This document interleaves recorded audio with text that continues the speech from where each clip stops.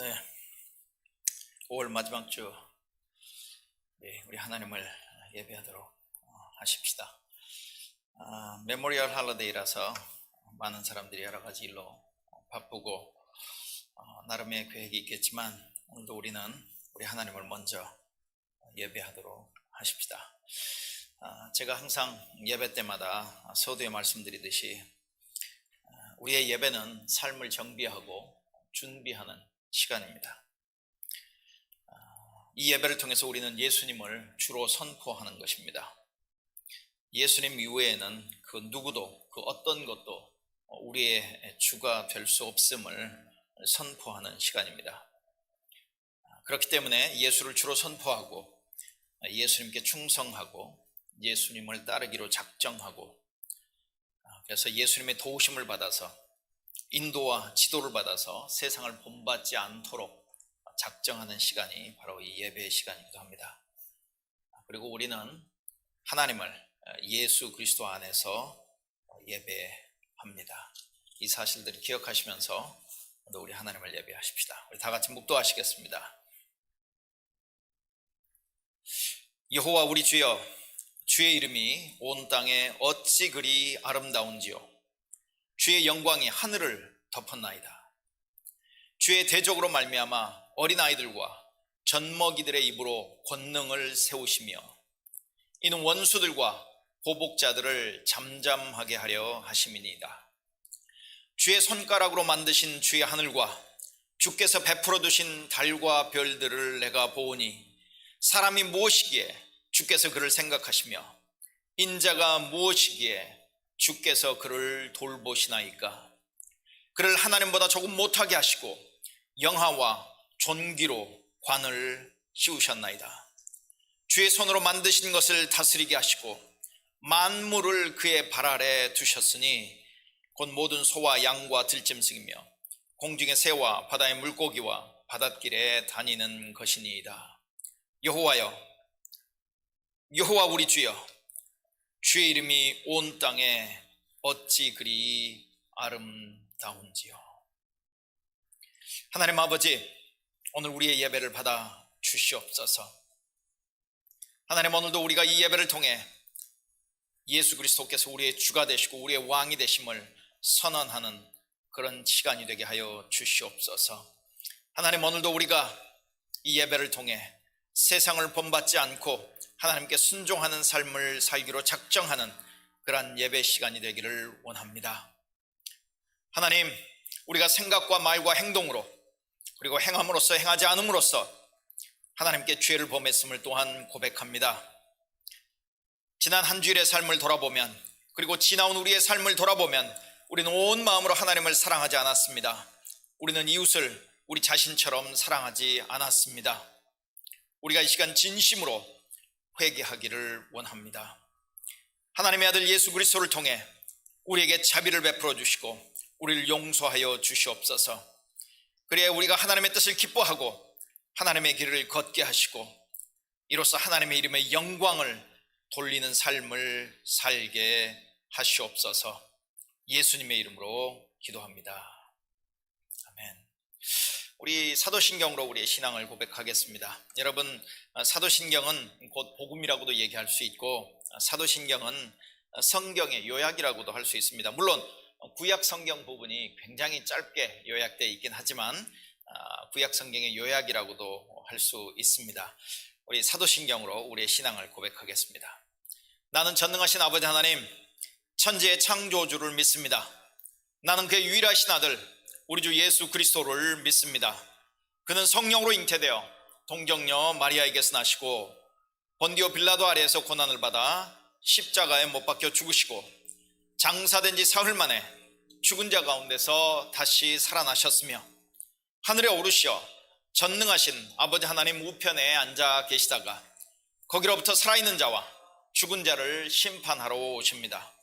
나는 성령을 믿으며 거룩한 공교회와 성도의 교제와 죄를 용서받는 것과 몸의 부활과 영원한 생명을 믿습니다. 아멘.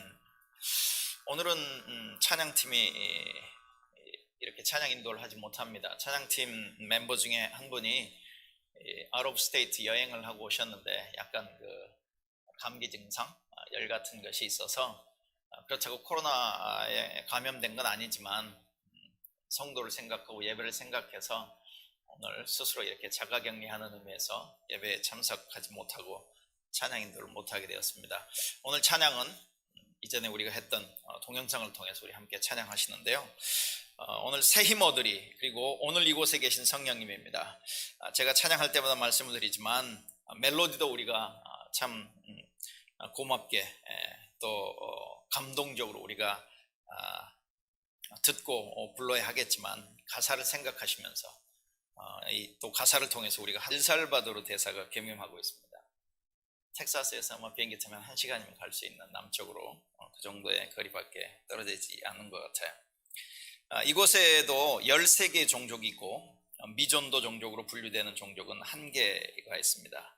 그런데 놀랍게도 기독교가 86.5% 이런 통계가 있습니다. 기독교가 86.5%, 로만 캐톨릭이 한 65%, 개신교가 21%.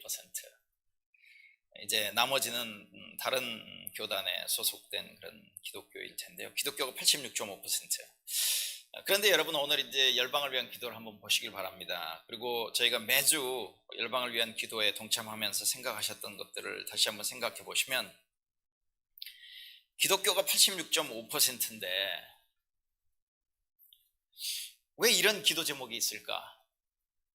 라는 생각을 해보는 거죠. 그리고 그런 기도 제목은 매주 거의 반복적으로 이렇게 되고 있는 그 기도 제목은 복음을 먼저 받은 우리가 참 문제가 많구나. 기독교인이라고 불리는 우리가 정말 문제가 많구나. 라는 생각을 하게 됩니다. 네, 여러분 열방을 위한 기도, 벨리즈를 위한 기도에 동참하시면서 같이 기도해 주시기 바랍니다.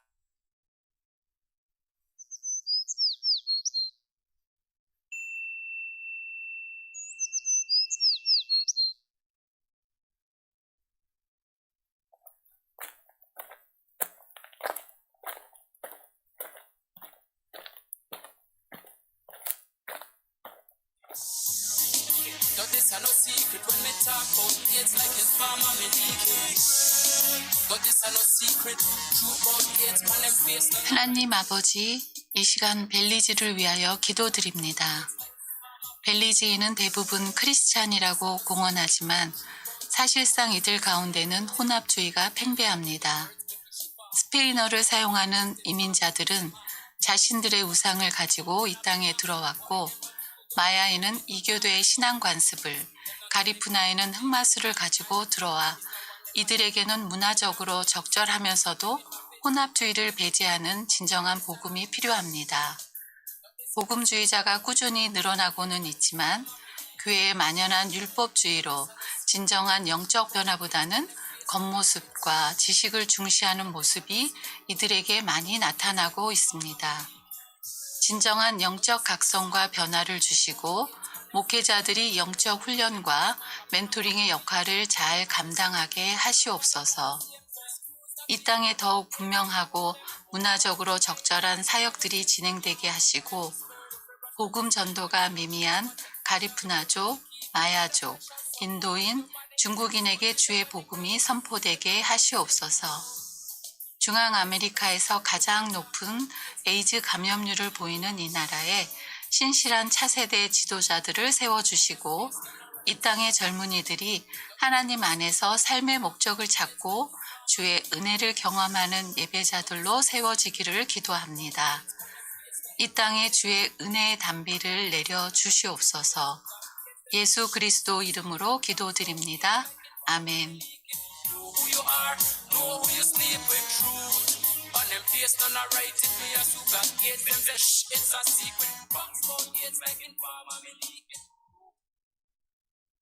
인데 혼합주의의 문제를 얘기하죠.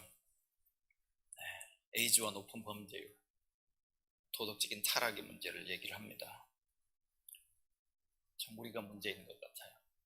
그리스도인들이 그리스도인답게 살아야 하는 문제가 가장 우선적이지 않은가 하는 생각을 해보게 됩니다. 오늘 우리 예배를 위해서 이재훈 집사님 대표로 기도 인도해 주시겠습니다. 같이 기도하시겠습니다.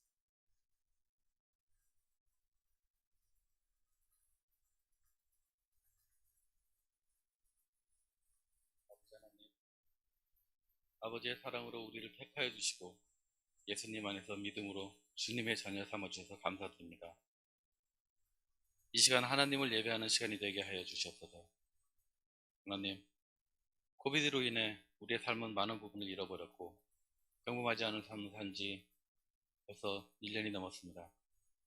그러나 비록 무화과 나무가 우덩치 못하며 포도나무에 열매가 없으며 감람나무에 소출이 없으며 외양간에 소가 없을지라도 나는 여호와를 인하여 즐거워하며 나의 구원의 하나님으로 인하여 기뻐하리라 고백했던 하박국 선지자의 고백처럼 구원의 하나님으로 인하여 삶의 참된 기쁨을 알아가는 성도의 삶을 살기를 기도드립니다.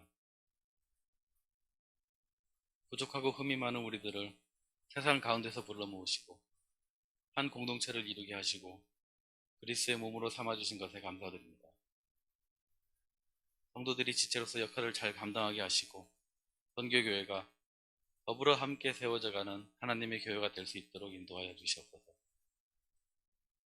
특별히 무릎 수술 후 회복 중인 성도와 가족을 잃은 슬픔 가운데 있는 성도들을 위로해 주시고 돌보시고 은혜 주시기를 기도합니다. 그리고 방학을 맞아 여행 중이신 성도들이 있습니다. 성도들의 안전과 건강을 지켜주시기를 기도드립니다. 아버지, 이번 여름에도 세계 각국에서 이곳 칼리지 스테이션으로 이미 오셨고 또 오실 분들이 있습니다. 그분들 가운데 하나님의 뜻이 이루어지기를 기도드립니다. 그리고 낯선 이곳에서 생활할 때 하나님의 돌보심과 인도하심으로 하원에 잘 정착하고 특별히 만남의 축복이 있기를 기도드립니다. 우리들의 삶의 여러 상황이나 형편을 아시는 주님, 날마다 순간마다 우리의 발걸음을 인도하여 주시기를 기도합니다.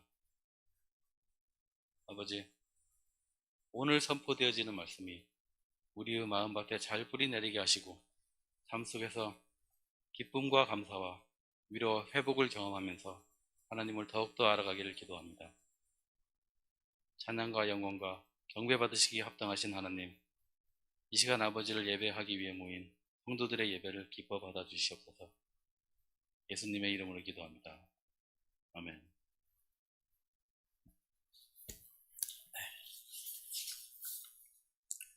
네, 오늘 말씀 보겠습니다.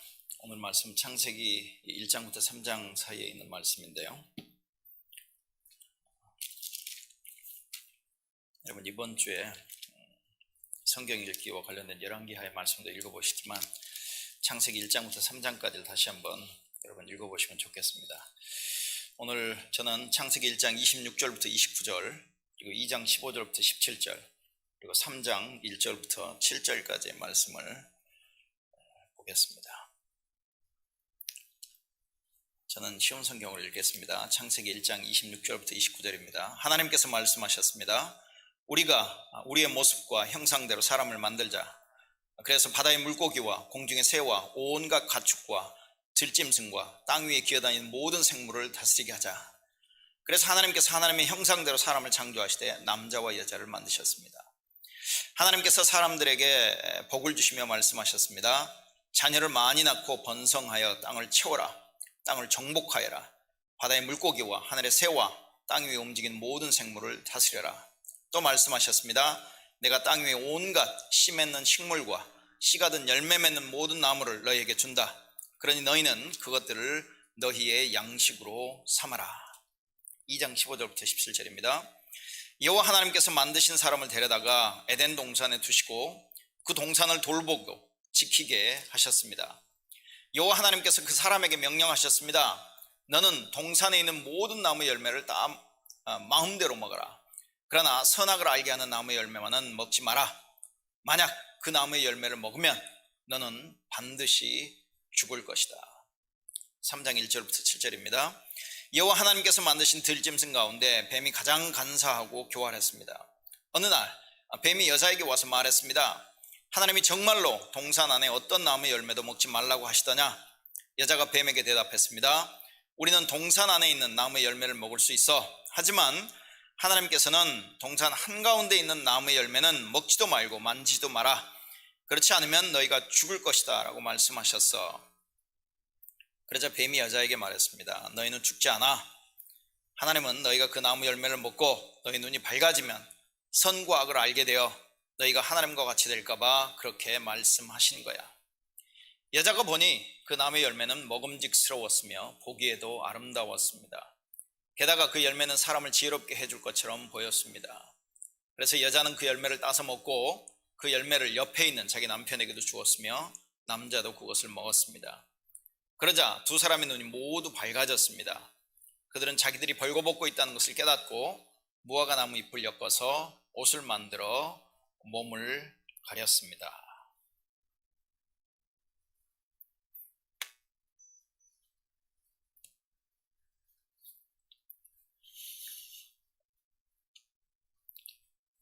저와 관련돼서 제가 작년에 시술 받은 것에 대해서 이미 이야기를 잘 알고 계시는 분들도 계시겠지만 다시 한번 그 얘기를 조금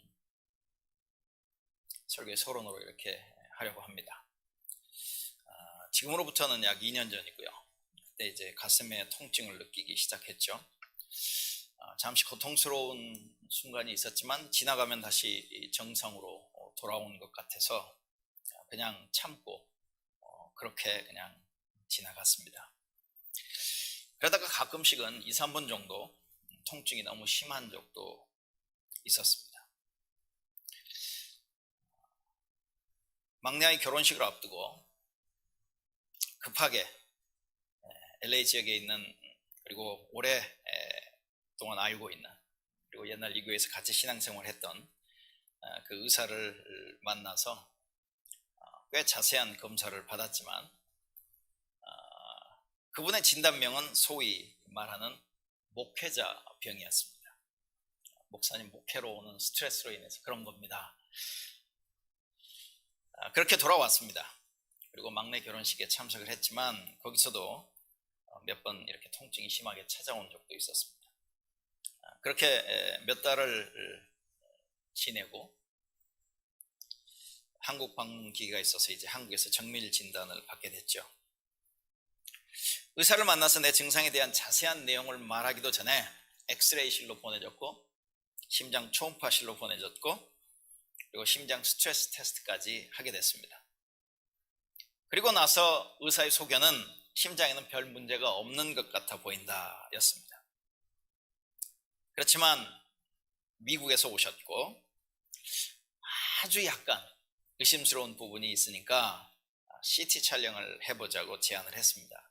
그러면서 그분이 하신 말씀은 CT 촬영을 해도 별 문제가 없을 것으로 저는 생각합니다 라고 하는 의견이었습니다.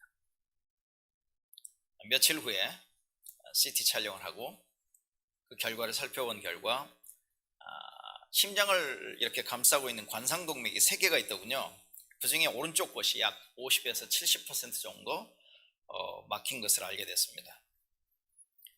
그런데 그것을 더 확실하게 분명하게 하기 위해서 의사가 심장 조영술을 제안했고 저는 난생 처음 정말 4일간 병원에 입원을 하게 됐습니다. 심장 조영술을 받기 위해서. 그리고 심장 조영술 결과 오른쪽 관상동맥 협착증으로 확진이 됐습니다. 거의 한 75% 정도 이렇게 막힌 것으로 그게 이제 통증을 유발하는 것으로 이렇게 확진이 된 거죠. 그러면서 의사가 묻습니다. 어떻게 하시겠습니까? 제가 다시 의사에게 얘기했습니다.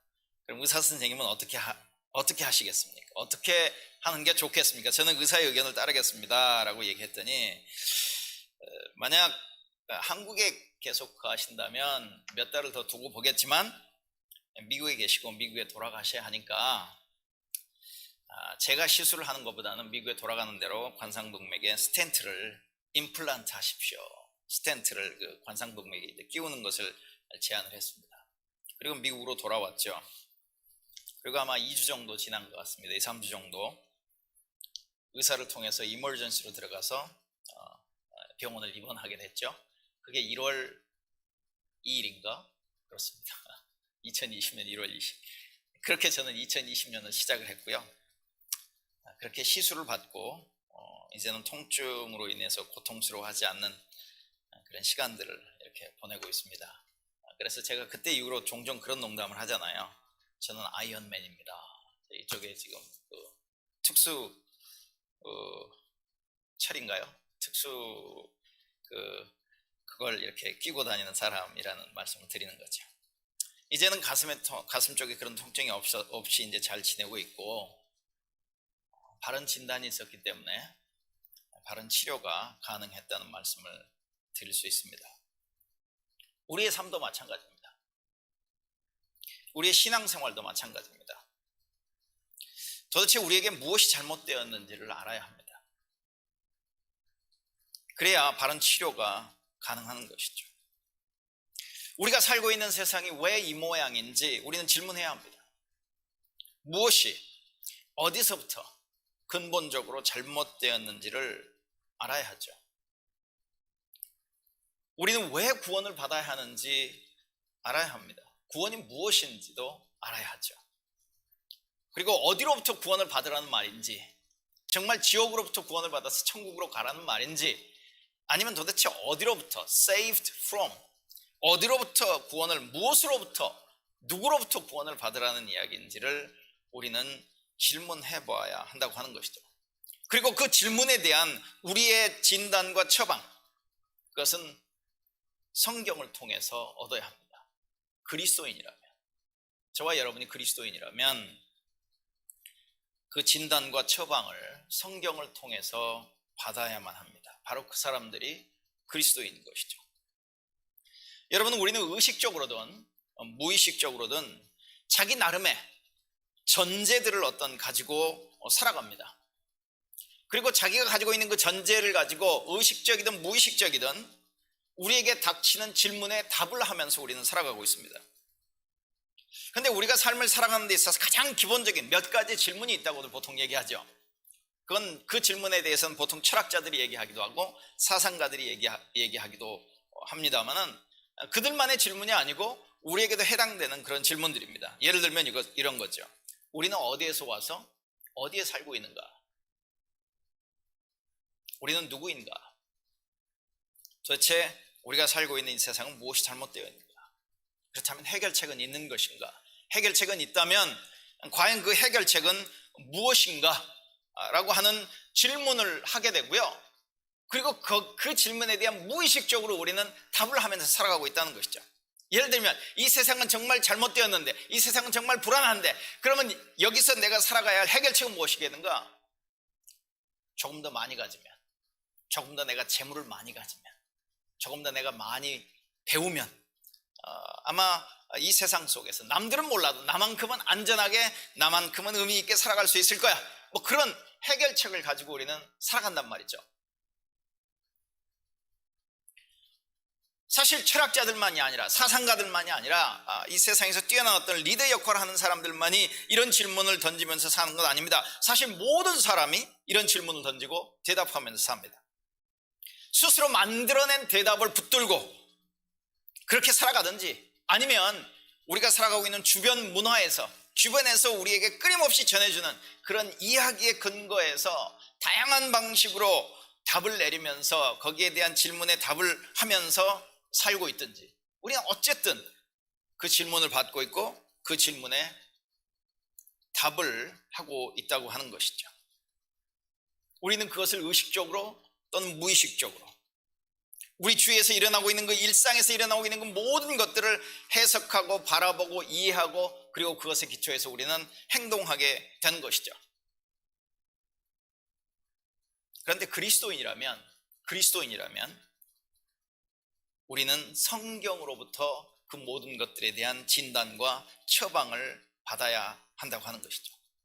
성경 이야기에 기초해서 우리의 삶에 대해서, 그리고 우리가 살아가고 있는 이 창조 세계에 대해서 만물을 바라보아야 하고, 그리고 일상을 둘러싸고 있으면서 일어나고 있는 모든 일들을 해석하고 우리는 거기에 의존해서 살아가야 한다고 하는 것이죠. 행동해야 한다는 것입니다. 왜냐하면 성경은 우리가 어디에 있고 우리가 누구이며 무엇이 잘못되었고 그 해결책이 무엇인지를 이야기해 줍니다. 그리고 성경은 정말 희망으로, 진정한 희망으로 가득 찬 미래를 우리에게 가리키는, 제시해주는, 보여주는 그런 책인 것이죠. 여러분, 성경 이야기는 창세기 1, 2장부터 시작해서 요한계시록 21장부터 22장까지로 끝나죠. 그런데 창세기 1, 2장은 하나님의 창조 얘기예요. 요한계시록 21장부터 22장은 하나님의 새로운 창조에 대한 이야기입니다. 창조로 시작해서 새로운 창조로 끝나는 이야기예요. 그러면 창조와 새로운 창조 사이에 일어나는 이야기가 뭐냐? 무엇이 도대체 잘못되었는가? 무엇을 어떻게 하나님은 해결하실 것인가? 그리고 어떻게 새로운 창조에 도달하게 될 것인가? 그리고 그 이야기의 핵심에는 하나님이 주 예수 그리스도를 통해서 하늘과 땅에 있는 그 모든 것들을 하나님 자신과 화해시키는 과정, 그 과정을 보여주는 이야기라고 할 수 있죠. 그 중에서 특별히 창세기는 시작에 관한 책입니다. 특별히 창세기 1장부터 11장은 세상의 시작, 그리고 인류의 여러 민족의 시작에 대한 이야기고, 그리고 그 인간의 삶 속에 죄가 어떻게 들어오게 되었는지, 그리고 그 죄가 모든 창조 세계에 영향을 미쳤다고 하는 것에 대해서 너무나도 분명하게 알려주고 있습니다.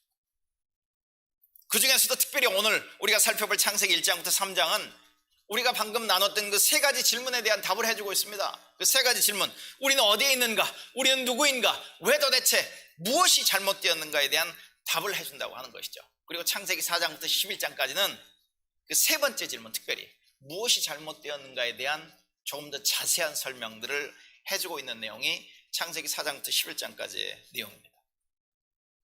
그리고 창세기 12장부터 이제 요한계시록까지는 하나님의 해결책, 하나님의 문제를 해결하시는 이야기가 이스라엘의 이야기를 통해서, 그리고 예수 그리스도의 이야기를 통해서, 그리고 지금은 교회의 이야기를 통해서 하고 계시는, 그게 바로 성경 전체의 이야기라고 하는 것이죠. 우리는 어디에서 왔으며 우리는 어디에 있는 것입니까?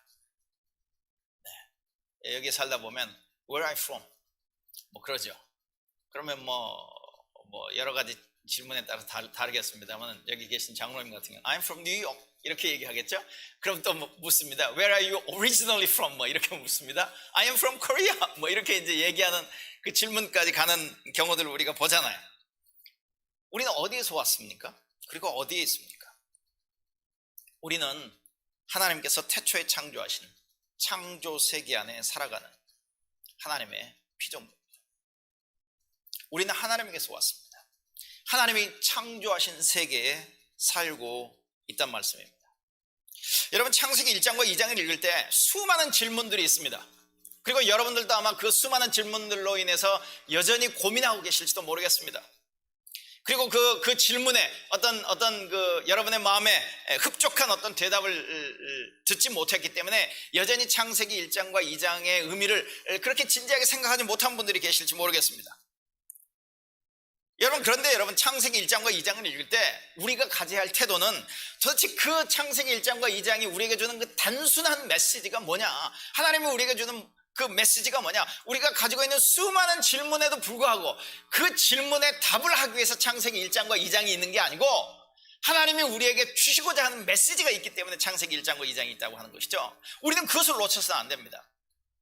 여러분이 가지고 있는 질문에 대해서 앞으로 더 흡족한 어떤 대답을 들을 필요도 있을 것이고 그럴 기회들도 있을 수 있을지 모르겠지만, 그것보다도 먼저 앞서는 것은 창세기 1, 2장을 통해서 하나님이 우리에게 전해주시는 메시지가 뭐냐는 거예요. 여러분, 이건 과학 교과서가 아닙니다. 창세기 1장과 2장은. 그리고 우주의 기원에 대해서 자세한 어떤 과학적 지식을 주기 위해서 기록된 책이 아니란 말입니다. 창세기 1장과 2장은 신학적인 내용을 우리에게 전달해주는 책입니다. 하나님이 우리에게 주시는 메시지라고 하는 것이죠. 신학적이라고 얘기하니까 그 신학자들이나 목회자들이 하는 내용 아닙니까? 아니요, 하나님이 우리에게 주시는 메시지라는 것, 하나님에 관련돼서 우리에 관련되어져서 주는 메시지라고 하는 것이죠. 그리고 여러분, 창세기 1장과 2장을 읽으면 분명하게 우리가 결코 놓칠 수 없는 메시지가 있어요. 그게 뭐죠? 하나님이 천지를 창조하셨다는 것이죠. 그리고 우리는 하나님의 피조물이라는 것이고 우리는 하나님이 지으신 창조 세계 안에 살고 있다는 겁니다. 왜 우리가 그 메시지를 놓치고 있냐는 말이죠.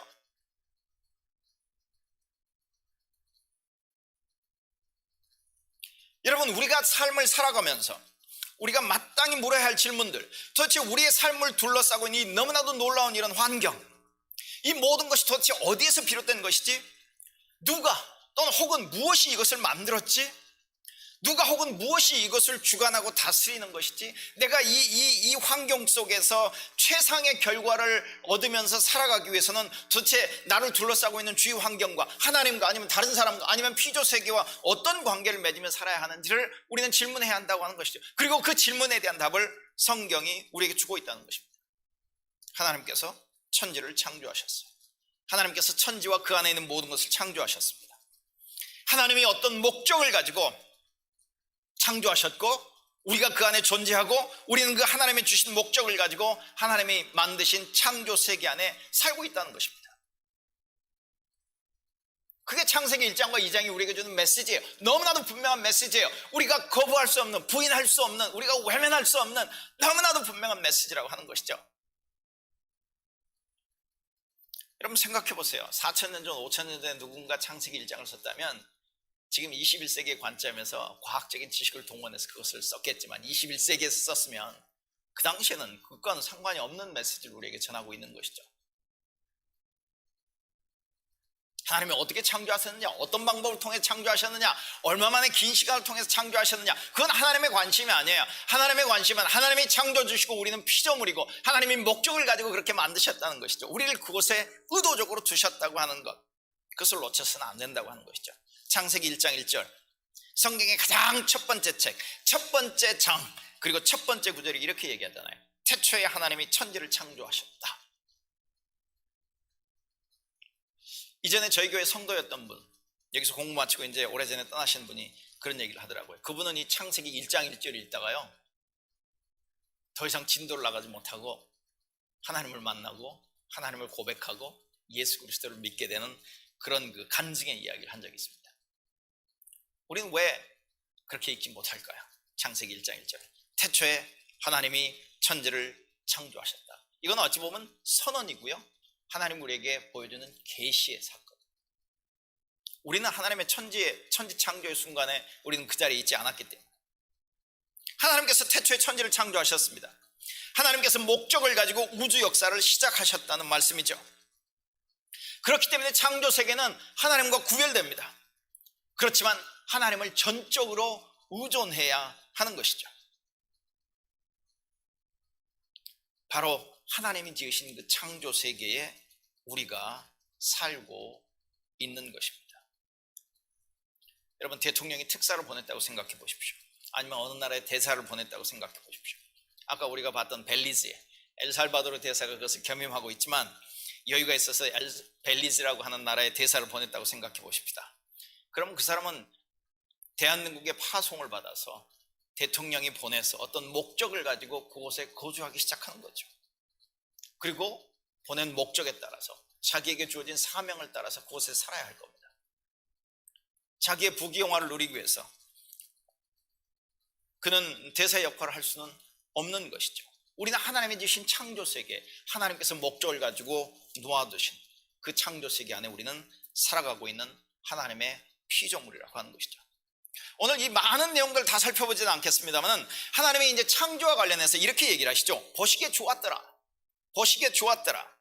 여러분, 이 보시기에 좋았다라고 하는 것은 뭐 예술적으로 아니면 심미적으로 이렇게 아름답고 멋있었더라, 좋았더라, 뭐 이런 의미도 있을 수도 있겠지만, 특별히 보기에 좋았다라고 하는 데서 하나님이 그 성경 저자가 강조하는 것은 이렇다고 성경학자들은 얘기를 합니다. 거의 동의합니다. 창조 세계가 선하다는 말은 우선적으로 창조 세계가 우리에게 소중하다는 말이 아니라 하나님이 그것을 귀하게 여기며 어떤 목적, 즉 하나님의 목적에 맞게 창조하셨다는 의미라는 거예요. 제가 여기서 제 전공은 아니지만 김치 담그는 것을 간단하게 설명을 한다면, 여러분, 김치를 담그기 위해서 휴스턴에 가서 배추 한 박스를 사옵니다. 파도 사오겠죠. 무도 사올 겁니다. 그 다음에 또 뭐죠? 마늘도 이제 까기도 하고. 여러분, 처음에 준비하는 과정은 메시하죠. 집안 온통. 또 이 배추를 자릅니다. 자르면 뭐 많이 떨어져요. 그리고 그것을 숨죽이고 뭐 이 소금으로 절해서 이렇게 숨죽이고 뭐 하는 과정들을 이렇게 보면 이게 메시해요. 그런데 이제 정말 다 모든 것들을 준비해 놓은 그 재료를 준비해 놓은 과정은 메시하지만 이제 김치를 담기 위해서 예를 들어 순서대로 이렇게 쭉쭉 정리해 놨다고 한번 생각해 보십시다. 이쪽에는 절인 배추, 이쪽에는 뭐 양념 뭐 이렇게. 그러면은 부엌에서 그 김치를 담그는 분의 마음이 어땠을까요? 아, 보기에 좋았더라. 보기에 좋은 거예요. 왜요? 그것을 통해서 이제 김치를 맛있게 담아서 가족이 맛있게 먹을 걸 생각하면 보기에 좋았더라. 하나님께서도 지금 창세기 1장에서 얘기할 때 보기에 좋았다라는 의미는 바로 그런 의미로 우리에게 말씀하고 계시다고 하는 것이죠. 어떤 과학적인 어떤 자세한 내용들을 우리에게 전달하기 위함이 아니라 그런 의미에서 아까도 신학적인 메시지를 전해드린다는 말씀을 했잖아요. 여러분 건물을 짓는 것도 한번 생각해 보십시다.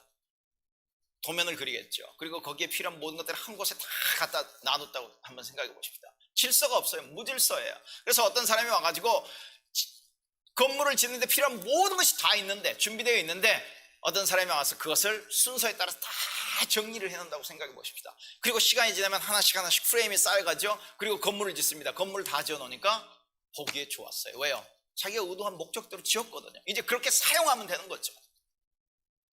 하나님이 천지를 창조하실 때 보기에 좋았더라. 그런 의미예요. 그리고 인간을 창조하고 나서 그것을 종합적으로 뭐라고 얘기하면 정말 심히 보기에 좋았더라. 그렇게 말씀을 하는 것이죠. 하나님이 지으신 창조 세계 안에 살아가고 있는 하나님의 피조물이 하나님의 목적에 의해서 이곳에 있게 된 우리들의 존재라고 하는 것이죠. 그중에서 특별히 우리는 누구인가에 대한 대답을 성경은 해주고 있습니다. 우리는 하나님의 피조물인 동시에 하나님의 형상대로 지음을 받았고 하나님이 창조하신 세계를 돌보고 섬기고 다스리도록 그것을 위해서 하나님과 동역하도록 또는 많은 부분에서 하나님을 대신해서 창조 세계를 섬기고 돌보라고 부름을 받은 존재들이라고 하는 것이죠. 오늘 말씀을 보십시오. 하나님께서 하나님의 형상대로 사람을 창조하시되 남자와 여자를 창조하셨어요. 그리고 복을 주셨습니다. 사명을 주셨어요. 그리고 함께 일하자고 초청하셨어요. 그리고 우리가 살아가는 데 필요한 모든 것을 다 주셨습니다. 창세기 1장 26절부터 29절까지 다시 한번 볼게요. 하나님께서 말씀하셨습니다. 우리가 우리의 모습과 형상대로 사람을 만들자. 그래서 바다의 물고기와 공중의 새와 온갖 가축과 들짐승과 땅 위에 기어다니는 모든 생물을 다스리게 하자. 그래서 하나님께서 하나님의 형상대로 사람을 창조하시되 남자와 여자를 만드셨습니다. 하나님께서 사람에게 복을 주시며 말씀하셨습니다. 자 보세요. 하나님이 하나님의 형상대로 만드시고 남자와 여자를 지으시고 나서 첫 번째 나온다는 거 뭐냐면 복을 주십니다. 복을 주시며 말씀하셨습니다. 자녀를 많이 낳고 번성하여 땅을 채워라. 땅을 정복하여라. 바다의 물고기와 하늘의 새와 땅 위에 움직이는 모든 생물을 다스려라. 또 말씀하셨습니다. 내가 땅 위에 온갖 씨 맺는 식물과 씨가 든 열매 맺는 모든 나무를 너에게 준다. 그러니 너희는 그것을 너희의 양식으로 삼아라. 하나님이 인간을 만드실 때 의논하셨어요. 고민하셨어요. 상의하셨어요. 계획하셨어요. 그리고 자기의 형상을 따라 지으셨어요. 남자와 여자를 만드셨어요. 복을 주셨어요. 사명을 주셨어요. 그리고 우리에게 필요한 그 모든 것, 먹고 마시는 양식까지도 충분히 주셨다고 얘기해요. 하나님이 창조 세계 내에서 우리 인간이 그 모든 하나님이 지으신 창조 세계를 지배하고 다스리고 섬기도록 하기 위해서 하나님이 우리를 하나님의 형상으로 창조하셨다는 말씀입니다. 하나님이 하나님의 어떤 통치의 권한을 우리 인간에게 내어주셨다. 네, 델리게이션 해줬다. 넘겨주셨다라고도 얘기할 수 있겠죠. 하나님이 지으신 창조 세계를 우리에게 맡기셨단 말입니다. 섬기도록 군림하거나 학대하거나 짓밟거나 낭비하거나 파괴한다는 말이 아니라 섬기도록 예수 그리스도께서 섬기러 이 땅에 오셔서 자기 목숨을 내어주시기까지 섬기도록 우리들을 섬기셨듯이 그러한 섬김의 모습으로 하나님이 만드신 창조 세계를 다스리라 돌보라고 우리에게 창조 세계를 맡기셨고 우리를 그 창조 세계 안에 두셨다고 하는 것이죠. 그리고 여러분, 남자와 여자를 창조하신 근본적인 이유가 뭐냐면 바로 이 엄청난 책임을 감당하도록 남자와 여자, 부부, 가정을 만드셨다고 하는 거죠. 그래서 여러분, 오늘 제가 예배의 서두에 그 예배 부름의 시편 8편을 이렇게 요약을 읽었었는데요. 시편 8편은 어찌 보면 창세기 1장과 2장의 요약과 같은 내용. 다윗이 이렇게 고백을 해요. 앞뒤를 이렇게 빼고 이렇게 얘기합니다. 주님의 하늘을 바라봅니다. 주님의 손가락으로 지으신 하늘을 생각해 봅니다. 주님께서 하늘의 자리를 정해준 달과 별들을 생각해 봅니다. 사람이 무엇이기에 주님께서는 그를 기억하시고 인간이 무엇이기에 주님께서는 그를 돌보아 주시는지요. 주님께서는 사람을 천사보다 조금 못하게 지으시고 그 머리에 영광과 존엄의 왕관을 씌우셨습니다. 주님께서 만드신 모든 것을 사람이 다스리게 하시고 모든 것들을 사람에게 맡기셨습니다. 우리를 너무 영광과 존귀하게 만드셨다고 얘기를 해요. 그게 창세기 1장의 내용이에요. 창세기 1장과 2장의 내용이에요. 우리가 창세기 1장과 2장을 읽으면서 그 메시지를 놓친다면 우리는 창세기를 잘못 읽고 있는 겁니다. 그래서 저는 창세기 1장부터 3장까지의 내용을 이렇게 설교를 할 때마다 제 자신에게도 항상 그런 리마인드를 해요. 정말 우리가 끊임없이 돌아가야 할 곳이 창세기 1, 2, 3장이에요. 왜냐하면 어떻게 시작했고 왜 망가졌는지, 그렇다면 우리는 어디로 돌아가야 하고 왜 돌아가야 하고 어떤 모습으로 돌아가야 하는지를 얘기해 줄 수 있는 곳이 창세기 1장부터 3장이기 때문에 그런 거죠. 여러분, 하나님이 복 주셨습니다. 하나님이 사명을 맡기셨죠. 하나님이 형상대로 지으셨습니다. 하나님이 지으신 창조 세계를 우리에게 다 맡기셨어요. 그리고 인간에게 요구하신 것 딱 한 가지, 너는 나에게 순종하라는 거였어요. 여러분, 그 순종이 부당합니까? 얼마나 많은 사람들이 그 하나님이 자기에게 순종하라고 했던 것에 대해 부당하다고 항의하는지 몰라요. 여러분, 1장과 2장에 하나님이 우리를 위해 사신 일을 보고 거기서 순종을 우리는 굉장히 부정적으로 좀 생각하죠. 좀 방골 기질들이 다 있나 봐요. 네, 순종하라고 그러면 어려서부터 싫어해 하여튼. 그런데 순종을 다른 말로 얘기하면 하나님과의 좋은 관계 속에서 살아가자고 하는 건데 왜 그것을 싫어하는 거죠? 거부하는 거죠? 창세기 2장 15절부터 16절 17절의 내용이 바로 그 내용 아니겠습니까? 여호와 하나님께서 만드신 사람을 데려다가 에덴 동산에 두시고 그 동산을 돌보고 지키게 하셨습니다. 여호와 하나님께서 그 사람에게 명령하셨습니다. 너는 동산에 있는 모든 나무의 열매를 마음대로 먹어라. 그러나 선악을 알게 하는 나무의 열매만은 먹지 마라. 만약 그 나무의 열매를 먹으면 너는 반드시 죽을 것이다. 그렇게 얘기했어요. 여러분, 이게 부당한 요구일까요? 왜 우리는 꼭 부당한 요구라고 생각할까요? 왜 이 말씀을 들으면 이렇게 하면 사는 거구나, 이렇게 하나님이 우리를 복 주셨구나, 네 마음대로 먹으라고 그랬잖아요. freely. 근데 이상하게 우리는 이 구절을 보면 반항해, 반발합니다. 싫다는 거죠. 거부하려고 하는 것이죠. 부인하려고 하는 것이죠. 우리가 자녀를 키워보면 금방 알 수 있어요. 자녀들이 우리에게 대하는 태도들을 보면 이게 우리가 하나님에 대한 태도예요. 이게 하나님이 우리에게 요구하시는 부당한 요구일까요? 아니요. 창세기 1장과 2장 이 앞까지의 내용을 보면 결코 부당한 요구라고 얘기할 수 없습니다. 자, 창세기 1장과 2장 so far, so good이죠. 그러다가 문제가 생깁니다. 그렇죠? 문제가 생겨요. 하나님의 피조물인 인간이, 하나님의 형상대로 창조된 인간이, 하나님과 동역하도록 부름을 받은 인간이, 그리고 모든 것을 제공받은 인간이 창조주 하나님께 반역합니다. 우리가 이해하기 쉬운 걸로는 군사 쿠데타를 일으킨 거죠. 여러분, 군사 쿠데타가 왜 나쁜 것이냐면 다른 모든 것을 떠나서 나라와 국민을 지키라고 모든 걸 다 공급해 주는 거잖아요. 모든 무기와 필요한 모든 것을 다 공급해 주는데 그 공급해 주는 나라와 국민을 배신하고 돌아서서 등에 칼을 꽂는 행위이기 때문에 그런 거죠. 어떤 명분을 내세운다 할지라도. 여러분, 이 하나님께 반역했다라고 하는 내용이 이해가 되지 않으면 여러분 누군가에게 배신당해 보신 적 있으세요? 누군가에게 등에 칼을 꽂혀본 경험이 여러분 있으십니까? 저는 목회 20년 기간 중에 몇 번 있습니다. 몇 번 더 있을 겁니다. 근데 최소한 몇 번은 있어요. 잊혀지지가 않고. 그것만 생각하면 얼마나 아픈지 몰라요. 신뢰했던 사람에게 뒤에서 등에 칼을 꽂히는 사건이 지금 창세기 3장에 있는 내용입니다. 하나님이 등에 칼을 꽂히시고,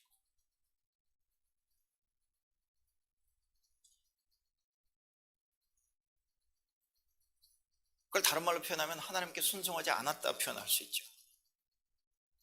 그리고 대신 스스로 하나님이 되고자 했습니다.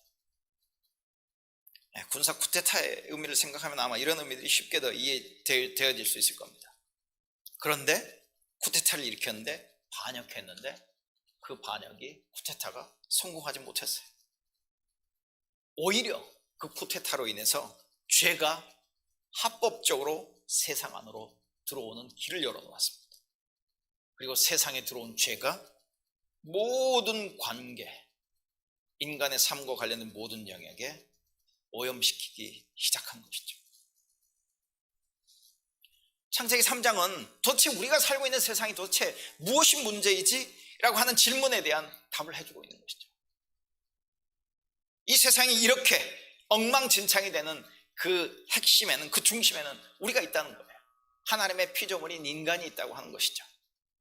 여러분, 여기서도 복잡하게 생각할 거 없습니다. 여러분이 주로 던지는 그 질문, 왜 하나님은 그 동산 중앙에 선악을 알게 하는 나무를 해놓고 왜 그걸 따먹게 하셨죠? 여러분, 그걸 질문하기 위해서, 거기에 대한 대답을 하기 위해서 지금 창세기가 저는 기록되어 있다고 생각하지 않습니다. 거기에 물론 질문을 했고 질문에 답을 하기 위해서 2000년, 3000년, 4000년의 역사를 우리가 지나오고는 있지만, 그건 우리가 질문해야 할 마땅한 질문은 아니라고 하는 거죠. 이 창세기 3장에서도 전해주는 메시지, 아주 단순한 심플한 메시지는 이겁니다. 여자와 남자가 하나님께서 금지한 과일을 따서 먹었다는 거예요. 하나님께 불순종한 행위였죠. 하나님께 대한 반역이었습니다. 그게 하나님께서 자기 형상을 따라 만드시고 복 주시고 하나님과 동역하는 자리로 부르셨는데, 하나님을 대신해서 왕 같은 존재로 하나님이 맡기신 창조 세계를 다스리고 더 온전한 곳으로 만들어 갔어야 하는데, 여러분, 하나님의 창조는 온전했겠지만 하나님이 인간에게 만드실 때는 그것을 더 발전시켜서 더 멋있는, 더 번영한 곳으로 만드시기를 원하셨던 하나님의 의도가 있었던 것이죠. 그러니까 하나님이 인간을 부르셔서 맡기신 것 아니야? 다스리라고 맡기신 것 아니겠어요? 그랬어야 하는데 그 인간이 하나님께 불순종합니다. 하나님께 반역했어요. 하나님의 등에 칼을 꽂았단 말입니다. 그러면서 얘기하기를, 왜 그러면 칼을 나에게 쥐어줬나요?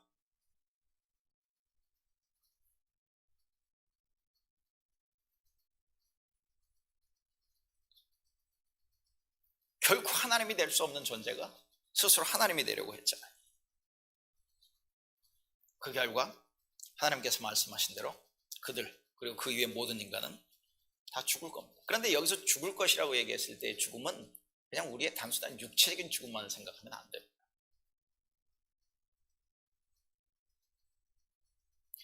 간단히 몇 개만 한번 생각해 볼까요?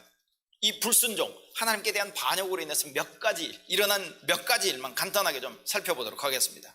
죄가요, 이걸 잘 들으셔야 됩니다. 이제 죄가 합법적으로 세상에 들어왔어요. 그리고 세상을 다스리기 시작합니다. 여러분, 죄라고 했을 때 우리의 잘못된 행동, 행위, 도덕적인 어떤 잘못된 행위를 생각하지 마십시오. 여기서 얘기할 때 죄는, 뒤에서 이제 말씀을 드리겠습니다.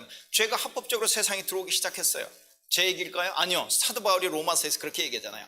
그러므로 한 사람을 통해 죄가 세상에 들어왔고 길을 열어준 겁니다. 그러므로 한 사람을 통해 죄가 세상에 들어왔고, 그 죄를 통해 사망이 들어온 것처럼, 다른 말로 죄로 인해서 사망이 지배하고 다스리기 시작했다는 것이죠. 모든 사람이 죄를 지었으므로 사망이 모든 사람에게 이르렀습니다. 이 얘기는 죄가 합법적으로 들어와서 다스리기 시작했다는 거예요. 길을 열어준 겁니다. 죄가 인간의 삶 속에 들어온 거예요. 죄가, 그리고 악이 인간의 개인 또는 사회적 삶의 모든 영역으로 들어와서 전체 문화, 어떤 전체 환경을 타락시키고 창조 세계를 훼손하고 그 창조 세계의 좌절을 가져왔다. 보통 그렇게 표현할 수 있습니다. 네, 죄가 합법적으로 들어오게 된 거예요. 문을 열어준 겁니다. 합법적으로. 그리고 나서 또 다른 결과를 보면 이제 인간의 삶을 살아가는 그 디폴트 있잖아요. 디폴트가 뭐냐면 하나님을 찾는 게 아니고 하나님을 피해 숨는 거예요. 이제 오늘 본문 말씀에 이런 내용이 나오죠. 아담과 그의 아내는 여호와 하나님을 피해 동산 나무 사이에 숨었습니다. 이전까지는 숨지 않았어요. 하나님과의 아주 친밀한, 아주 그 불편함이 없는 그런 자연스러운 교제가 있었는데 아담과 그의 아내는 여호와 하나님을 피해 동산 나무에 숨었습니다. 여러분, 그리스도인이지만 우리도 하나님을 피해 숨고 싶잖아요. 하나님 앞에 잘 나오고 싶지 않잖아요. 그런 면이 있죠. 아담과 그의 아내는 여호와 하나님을 피해 동산 나무 사이에 숨었습니다. 여호와 하나님께서 아담을 부르시며 말씀하셨습니다. 네가 어디에 있느냐? 하나님이 먼저 찾아오시죠. 아담이 대답했습니다. 제가 하나님의 소리를 들었지만 벌거벗었기 때문에 두려워서 숨었습니다. 피했어요. 숨었어요. 하나님을 만나면 좋은 것이 아니라 두려워요.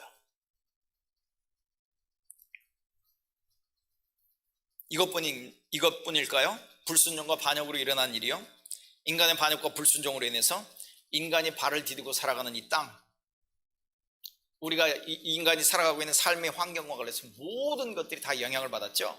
그래서 여러분, 로마서 8장을 읽어보면 우리의 구원이 이루어질 때 온 창조 세계 전부가 구원 얻을 거라는 말씀을 하죠. 그러니까 우리의 구원은요, 우리의 영혼과 우리가 죽으면 천국 가는 정도의 문제만으로 끝나는 게 아니라 인간이 죄로 인해 죄가 들어와서 다스릴 수 있는 길을 열어놨고 죄가 모든 것을 망가뜨렸다면 그 망가뜨린 모든 것을 다 회복하시는 것, 그 망가뜨리는 것이 죽음의 세력으로부터 구원받는 것을 성경은 얘기하고 있다고 하는 것이죠.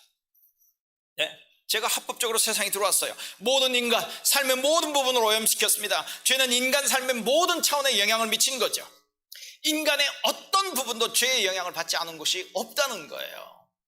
여러분, 우리가 이것을 이렇게 이해하는 것과 우리가 저질렀던 잘못된 모든 죄를 하나님이 용서 딱 하시고 천국으로 쑥 데려가는 것과는 너무나 다른 내용이죠. 너무나 다르죠.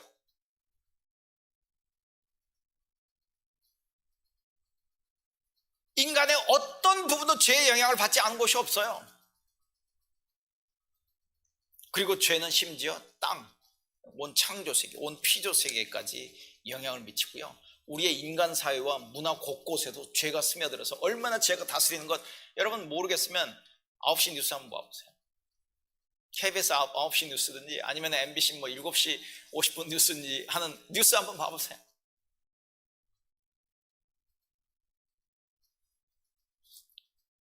죄는 잘못된 행위 정도가 아니고요. 그 이상입니다. 훨씬 그 이상이에요. 이렇게 말씀드릴 수 있어요. 죄는 지배력이에요. 죄는 권력이에요. 죄는 인격적인 세력이라고도 얘기할 수 있어요. 그냥 제가 만드는 내용일까요? 아니요. 신뢰할 만한 성경학자들이 이렇게 얘기합니다. 죄는 우리에 대한 지배권을 행사하는 일종의 권력이다. 그러니까 인간의 삶에 모든 영역에 미치는 거죠. 죄는 우리에 대한 지배권을 행사하는 일종의 권력이에요. 여러분 잘 들어보세요. 우리의 죄가 용서되었다라고 하는 것, 죄에서 구원을 받았다라고 하는 것은 그렇다면 우리에 대한 지배권이 더 이상 죄가 아니라는 거죠. 예수 그리스도가 우리의 주인이 되시는 거예요. 죄는 인간의 삶 속에 역사하는 인격적 세력이다. 이렇게 설명하는 분도 계세요. 죄는 인간의 삶 속에 역사하는 인격적 세력이에요. 사람과 같은 존재라는 거죠. 만물과 만인을 지배하고 파괴하려 드는 세력이다. 그래서 죄는 창조 세계를 타락시키고 오염시킨다. 그게 죄입니다. 그게 세력이에요. 우리의 잘못된 행위, 도덕적으로 부족하고 도덕적으로 타락하고 잘못한 어떤 행위로 죄를 이해하는 것과 죄를 세력으로 이해하는 것은 하늘과 땅의 차이예요. 그러니까 우리가 죄를 행위만 딱 그쳐버리면 끝날 것 같은데 왜 또 반복하고 왜 또 반복하죠? 어떤 때는 더 그게 심해지죠. 세력이기 때문에. 세력이기 때문에.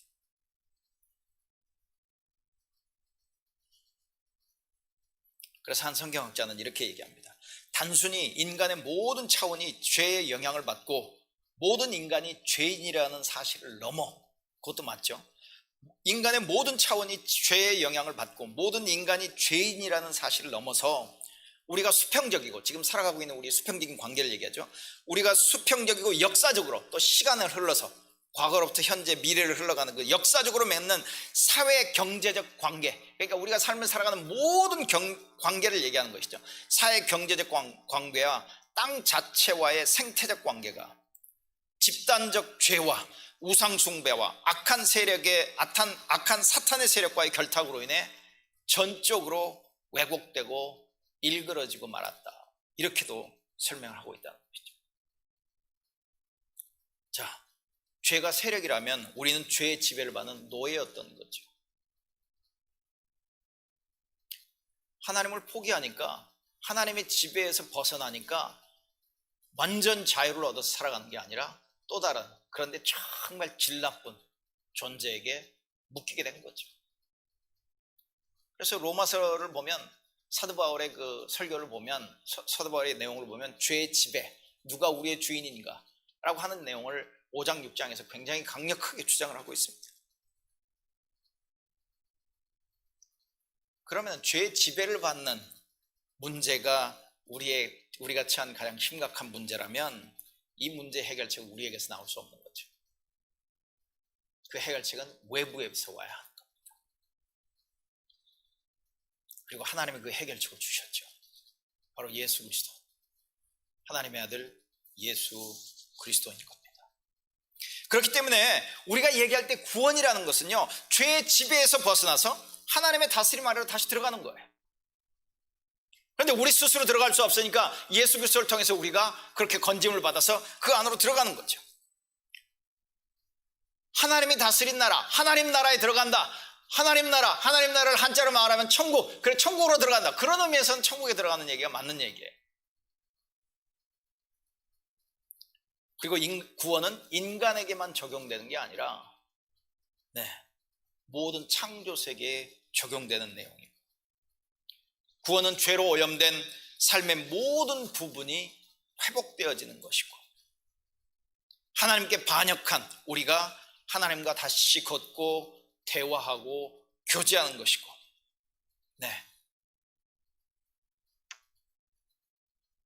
그게 바로 구원이라고 하는 거죠.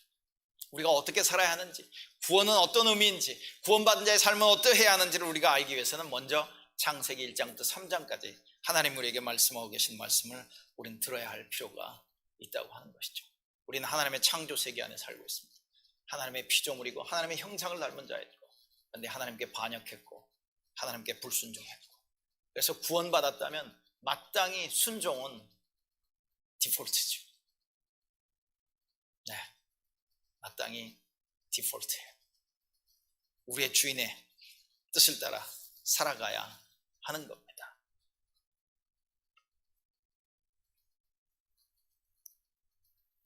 그게 우리가 살아가야 할 구원의 삶인 것이죠. 기도하겠습니다.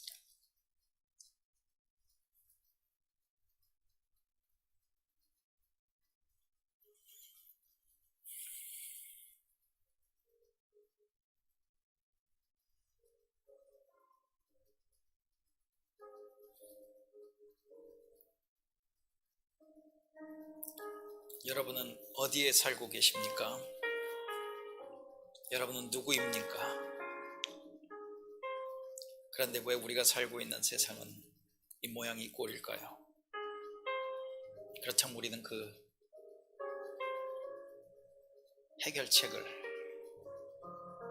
어디에서 찾아야 할까요? 성경은 창세기 1장부터 요한계시록까지 그 질문에 대한 대답을 해주고 있습니다. 아니, 성경뿐만 아니라 다른 종교도, 그리고 다른 사람들도 거기에 대한 답을 하려고 무진 애를 쓰는 경우도 우리가 보게 됩니다. 그러나 저와 여러분은 성경, 하나님의 말씀을 통해서